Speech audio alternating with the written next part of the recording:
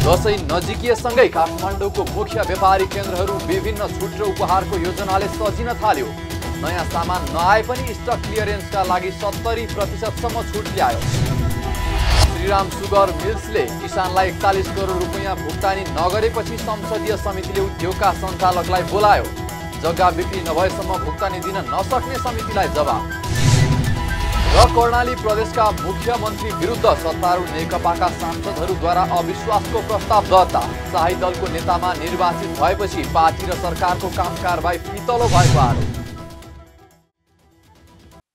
हामी छौं पल पल तपाईसँग, हिमाल पहाड तराईसँग, साथ छ हाम्रो बढ्ने कदमलाई। सलाम छ ती पोरखी हातहरूलाई, जिन्दगी सजाइदिन्छौँ हामी, हर सासको साथी बन्छौँ हामी। सुरक्षा अनि समृद्धि प्राण छ हाम्रो, हर आफू पनि बचाऊ, अरूलाई पनि बचाऊ। आजै नेपाल लाइफमा जीवन बिमा गरौँ। हामी हौ नेपाल लाइफ। नेपाल लाइफ, किनकि जीवन अमूल्य छ।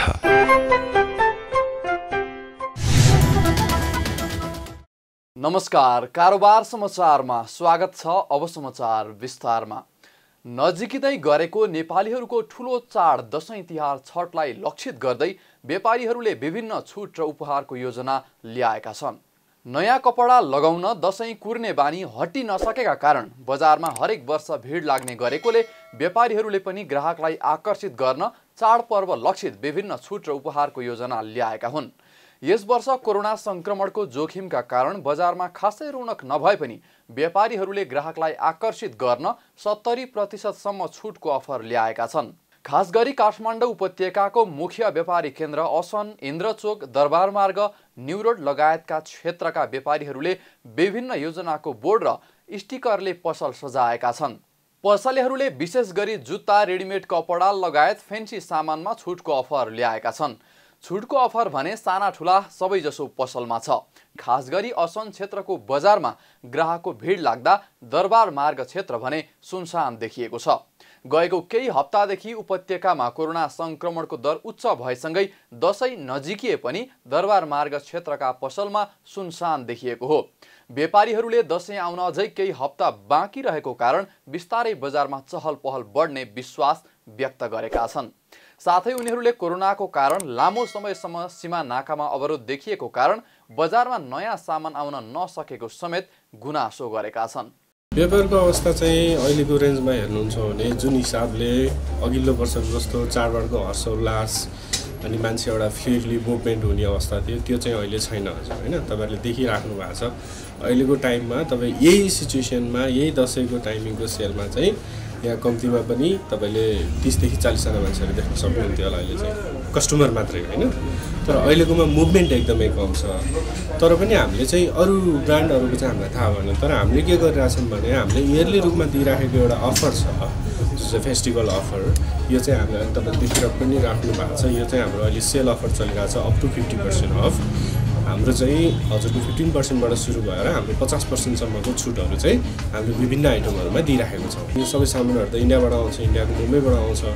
अनि एउटा जुन चाहिँ सप्लाई चेन छ, ट्रान्सपोर्टेसन छ, त्यसमा पनि एउटा प्रब्लम छ। किनभने पहिला चाहिँ हामीले 10 देखि 11 दिनमा नेपालमा सामान आइपुग्थ्यो भने अहिले चाहिँ त्यो छैन। यो नर्मल्ली पनि 1 महिना लागेको अवस्था छ। र अनि अर्को कुरा चाहिँ हामीले पहिला के गर्थ्यौँ भने जुन चाहिँ अर्जेन्सी सिपमेन्टहरू हुन्छ, जस्तै नयाँ ज्याकेट्सहरू लन्च भयो, त्यो लन्च भएको ज्याकेट्सहरू अथवा हामीले अब त जाडोको सिजनलाई टार्गेट गर्दैछौँ नि, त्यो चाहिँ हाम्रो एयरपोर्टबाट आउँथ्यो, फ्लाइटबाट आउँथ्यो। अहिले त इन्डिया नेपालको फ्लाइट पनि छैन, होइन? त्यो हुनाले पनि कम्प्लिकेसन्सहरू चाहिँ छन्। तर पनि हाम्रो एउटा ब्रान्डको भ्यालु, जसरी हामीसँग हाम्रो कस्टमरहरू कनेक्टेड हुनुहुन्छ, उहाँलाई चाहिँ हामीले म्याक्सिमम आउटपुट चाहिँ आउटकम चाहिँ के दिन सक्छौँ भनेर हाम्रो आफ्नो तरिकाले यो विषम परिस्थितिमा पनि हामीले लागिरहेको अवस्था छ। केही व्यापारीहरूले भने गत वर्ष नै ल्याएका सामानहरू भएकाले स्टक क्लियरेन्सका लागि अफर राखेको समेत बताएका छन्।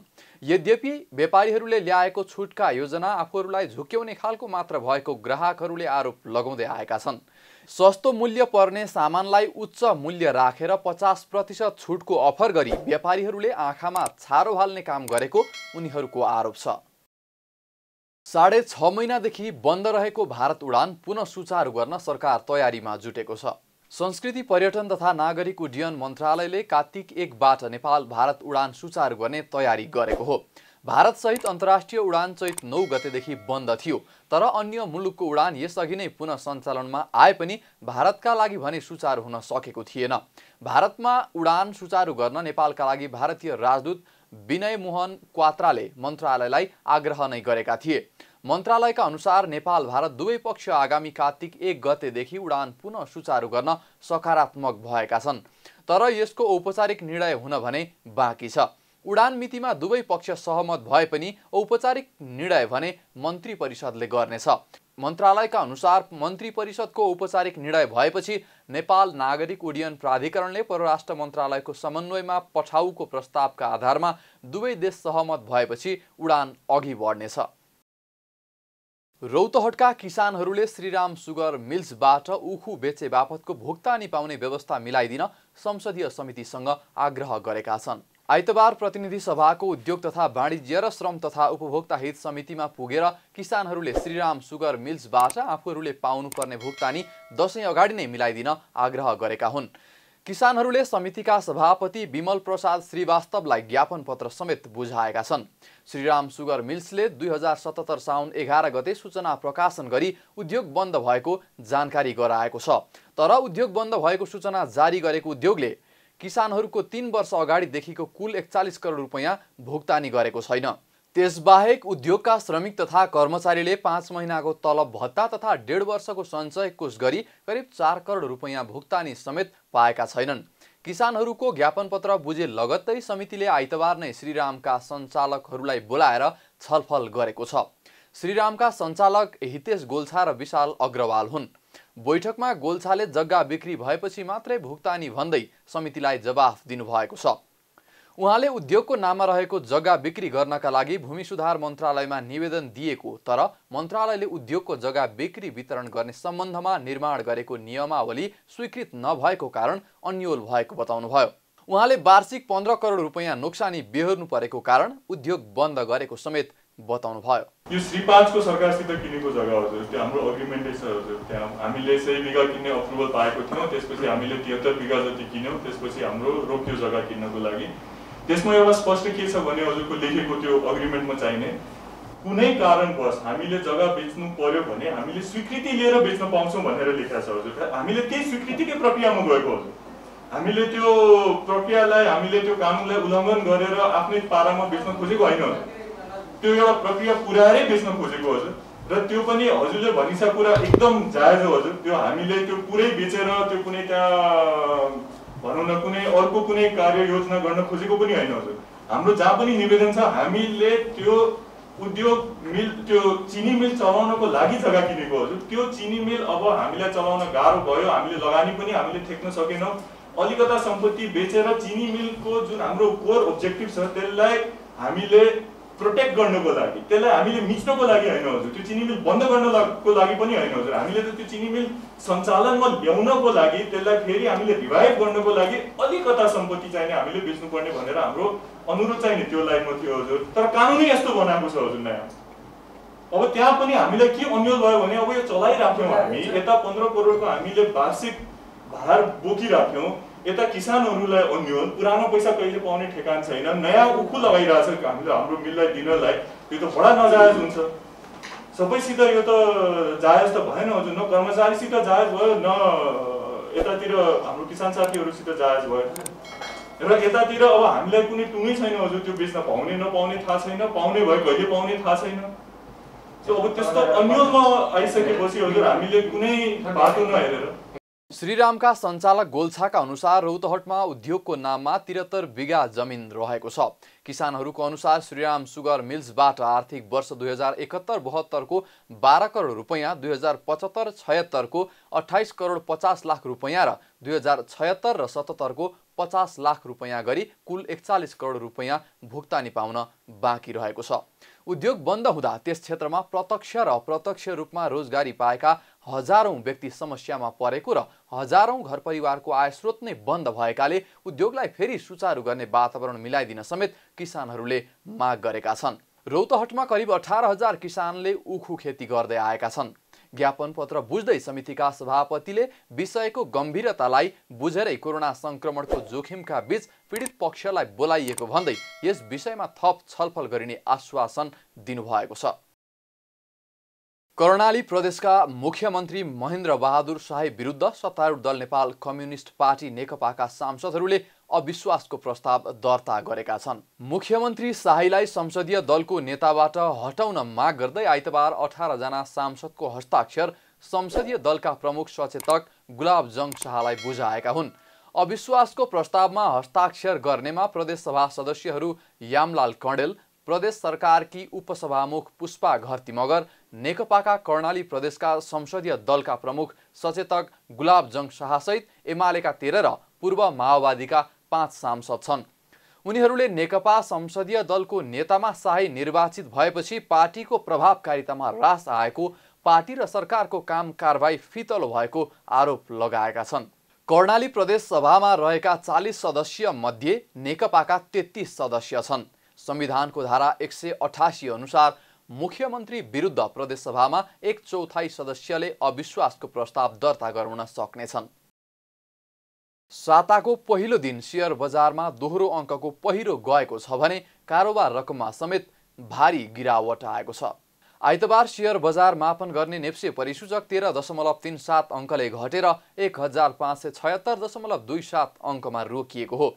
बजारमा दोहोरो अङ्कको पहिरो गएको दिन 193 कम्पनीको 92,81,000 भन्दा बढी किता शेयर 2 अर्ब 39 करोड 54 लाख रुपैयाँमा कारोबार भएको छ। कारोबारमा वित्त समूहको परिसूचक बाहेक सबै समूहमा गिरावट आएको छ। वित्त समूहको परिसूचक 17.5 अङ्कले बढ्दा निर्जीवन समूहको परिसूचक 86.37 अङ्कले घटेको छ।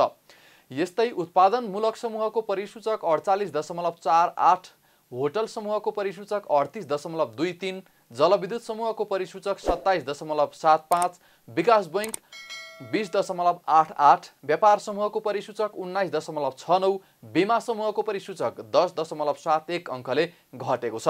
यसै गरी वाणिज्य बैंक समूहको परिसूचक 10.5, अन्य समूहको परिसूचक 9.29, लघुवित्त समूहको परिसूचक 8.93 र म्युचुअल फन्ड समूहको परिसूचक 0.1 अङ्कले घटेको छ। नेपाल जीवन बीमा कम्पनी र एपीआई जलविद्युत कम्पनीको सबैभन्दा बढी शेयर कारोबार भएको छ। यी दुवै कम्पनीको 10 करोड माथिको शेयर किनबेच भएको छ। आइतबार सबैभन्दा धेरै आइसिएफसीमा लगानीकर्ताले सबैभन्दा धेरै कमाएका छन्। आज सबैभन्दा धेरै कारोबार गर्ने एपीआई जलविद्युत कम्पनीको लगानीकर्ताले गुमाएका छन्। कारोबार समाचारमा अब सुन, चाँदी र तरकारीको थोक मूल्य तथा विदेशी विनिमय दर सम्बन्धी जानकारी।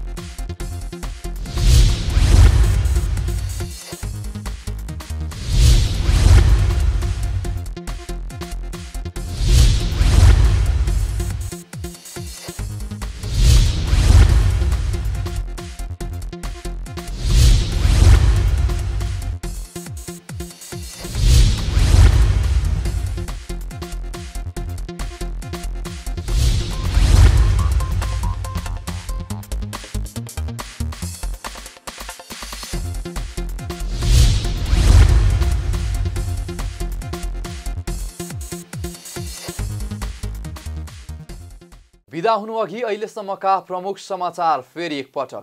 दसैँ नजिकिएसँगै काठमाडौँको मुख्य व्यापारिक केन्द्रहरू विभिन्न छुट र उपहारको योजनाले सजिन थाल्यो। नयाँ सामान नआए पनि स्टक क्लियरेन्सका लागि 70% छुट ल्यायो। श्रीराम सुगर मिल्सले किसानलाई 41 करोड रुपैयाँ भुक्तानी नगरेपछि संसदीय समितिले उद्योगका सञ्चालकलाई बोलायो। जग्गा बिक्री नभएसम्म भुक्तानी दिन नसक्ने समितिलाई जवाब। र कर्णाली प्रदेशका मुख्यमन्त्री विरुद्ध सत्तारूढ नेकपाका सांसदहरूद्वारा अविश्वासको प्रस्ताव दर्ता। शाही दलको नेतामा निर्वाचित भएपछि पार्टी र सरकारको कामकारबाही फितलो भएको आरोप। कारोबार समाचार सकियो। हामीलाई बिदा दिनुहोस्। नमस्कार।